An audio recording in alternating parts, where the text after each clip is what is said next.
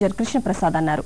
మార్కెట్లలో ఇన్వెస్ట్ చేయాలనుకునే ఇన్వెస్టర్లు ఆచితూచి వ్యవహరించాల్సి ఉందని తెలిపారు. అమెరికా భారత్ మార్కెట్లలో నెలకొన్న పరిస్థితులను ఆయన వివరించారు.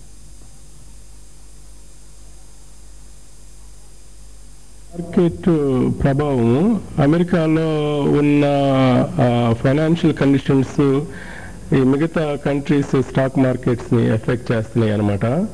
మెయిన్ గా అమెరికాలో ఒక బిగ్గెస్ట్ ప్రాబ్లం ఉందన్నమాట right now.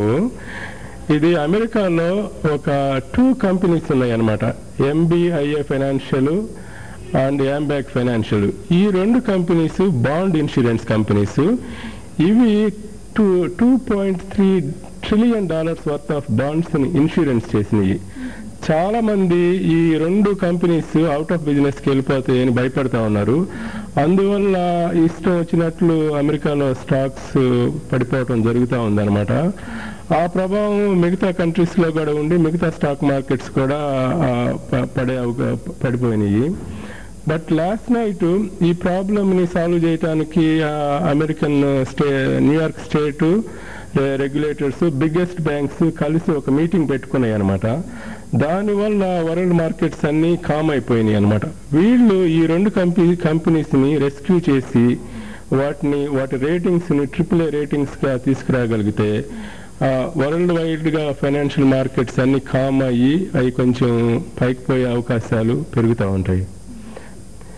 Right now Indian market చూస్తుంటే అది కొంచెం వాలటిలిటీ తగ్గిందనమాట. ఇప్పుడు 18,500 టాప్ లో ఉన్నట్టుంది, 17,000 లోలో ఉన్నట్టుగా అనిపిస్తా ఉంది అనమాట. ఈ 2 పాయింట్లలో కొన్ని రోజులు తిరిగే అవకాశం ఉంది. బట్ అమెరికా కండిషన్స్ చేంజ్ అయ్యి ఇంప్రూవ్ అయితే అది కొంచెం పైకి పోవడానికి, అది ఇంప్రూవ్ కాకపోతే కొంచెం తగ్గటానికి ఛాన్సులు ఉన్నాయి అన్నమాట. Small investors, I think they should, whenever the market goes up, they should raise cash and wait for a very good opportunities, and they should buy very good companies. ఈ ఫేజ్ లో చిన్న companies పెరగడానికి అంత scope ఎక్కువ ఉండకపోవచ్చు.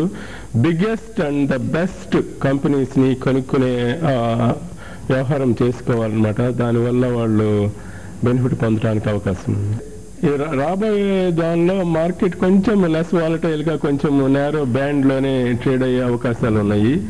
So అంత rush చేసి invest చేయాల్సిన అవసరం లేదు. Long term cash is king.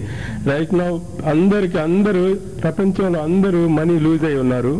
So they are waiting for very very good opportunities, otherwise they are not going to enter. Everyone should think like that and enter when there is a very good opportunity to enter, and then when there is a very good opportunity to sell, ఆ 2 బాగా చూసుకోవాలి కొంత next few weeks few months వరకు.